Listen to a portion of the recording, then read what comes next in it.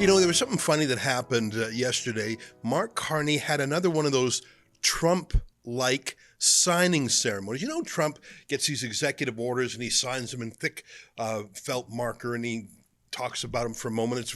It's become his signature move for executive orders. You know, we don't have that kind of thing in Canada. We do have executive orders, but they're not signed by the Prime Minister. They're signed by the Governor General. And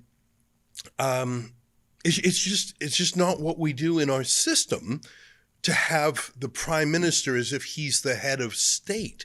He's not. He's the head of government. There's a bit of a distinction there. It's the King's delegate, the Governor General. So my point is, when you see, and he's done this several times now, including when he, quote, repealed the carbon tax. Of course, he didn't repeal it at all. He just reduced the rate temporarily to zero. He also had one of these ceremonies, very Trump-like, but sort of fake in that way. And there's something else that I think is sort of fake about what's going on. Parliament hasn't sat in months. And it doesn't seem to be in any hurry to sit again. And here's the craziest part. Canada, as we careen through economic crises, immigration crises, affordability crises, tax crises, we have not had a budget. The government of Canada has not had a budget since April of 2024, more than a year ago.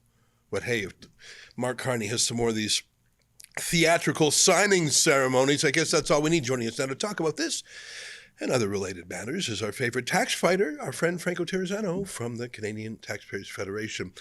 You know, the Liberals have always been masters of optics and visuals, but at the end of the day, sometimes you actually have to govern. You have to have Parliament called, you have to debate, you have to vote. And the basic document of any government, in some ways the most important one, is the budget, because from there all things flow, whether it's taxes or spending. Has Canada ever gone this long without a budget before, Franco?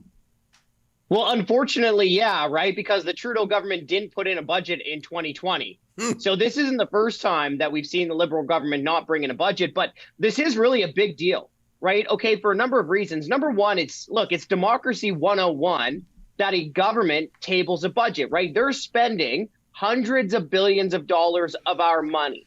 A budget is probably the biggest time of the year where Canadians, where taxpayers can actually look into the state of our finances, but then also hold the government accountable on its spending plans. Hey, Ezra, not to mention members of Parliament who are supposed to be our elected representatives, who are supposed to be voting on spending and tax bills. Well, how in the world are they going to make an informed decision if the government won't even release what the state of our finances are?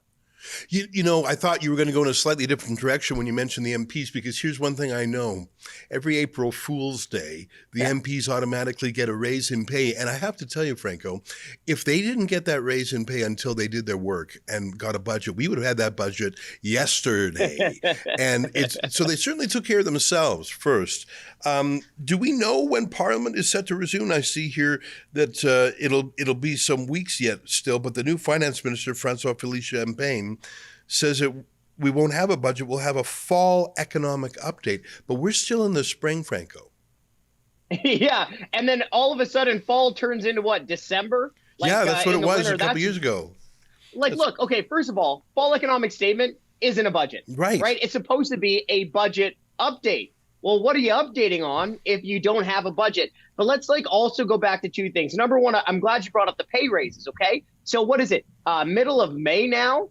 And these members of Parliament haven't been in the House of Commons all year. They just took another pay raise April 1. For what? For being at home for about half a year? Come on. Not to mention, folks, the finance minister's one job is to table a budget. That's his job. I bet you yeah, that's it. Right, Ezra, I bet you next year we're having this conversation, and guess who's going to get another pay raise? Yeah. Probably the finance minister. Yeah. But hey, Ezra, can I dive into the real heart of the issue here? Yeah. Okay, Carney ran on this notion of being the credible numbers guy, right? Yeah. The math guy, the financial wizard. Well, how can you be credible as a financial wizard if you can't even be bothered to put together a budget?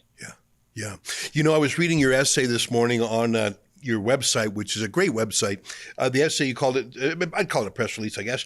Taxpayers deserve a federal budget. And I sort of forgot these details. Let me just quote a line from your piece today. You said, Carney plans to add an extra $225 billion to the debt over the next 4 years, according to his election platform.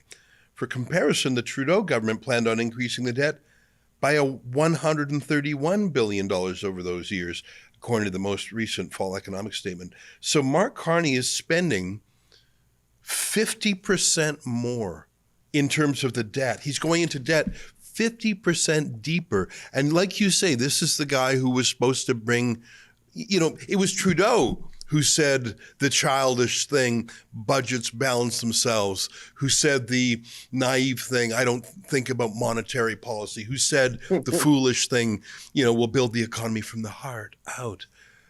But it's Carney who's blowing up the debt. Carney's making Justin Trudeau. It's making me pine for the days of Justin Trudeau.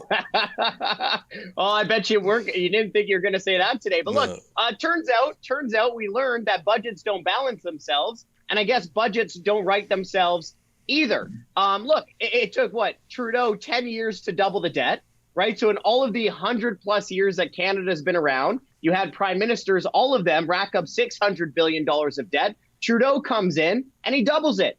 And if that wasn't bad enough, well, now we have Carney, who wants to add about $100 billion more of debt than what even Trudeau was planning to do, okay? Yeah. The banker was supposed to be better with the numbers than the drama teacher, but it's not looking that way anymore. Yeah, boy. Hey, I got a question for you. I mean, it's too early and I know your specialty is the numbers as opposed to the politics. You guys are very nonpartisan, and it's important that you remain that way.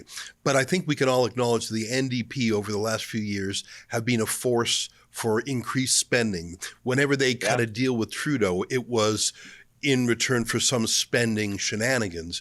Do you see the same sort of pressure, whether it's from the Bloc Québécois or the NDP, to make extra demands of the Liberals for some sort of working majority? Maybe this is outside your bailiwick, but I thought I'd ask. No, I think it's a fair question. I mean, look, whenever you have a minority government, they're going to have to find a dance partner.